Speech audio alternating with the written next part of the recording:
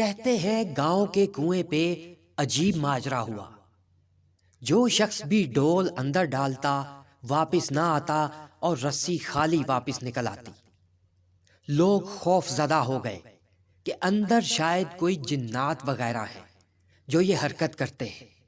آخر اعلان کروایا گیا کہ جو بھی اس راز کا پتہ چلائے گا اس کو انعام دیا جائے گا۔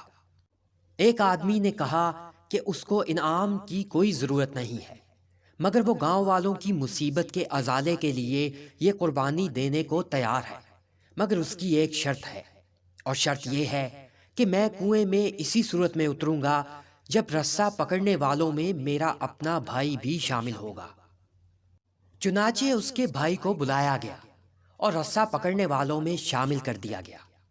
لوگوں نے اس شخص کو ایک ڈول میں بٹھا کر کنویں میں اتار دیا۔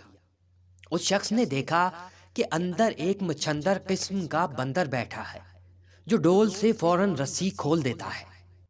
اس بندے نے اپنی جیبوں کو ٹٹولا تو اسے گڑ کا ایک ٹکڑا ملا۔ اس نے وہ گڑ بندر کو دیا، یوں بندر اس سے مانوس ہو گیا۔ اس شخص نے بندر کو اپنے کندھے پر بٹھایا اور زور زور سے رسہ ہلانے لگا۔ گاؤں والوں نے رسہ کھینچنا شروع کیا۔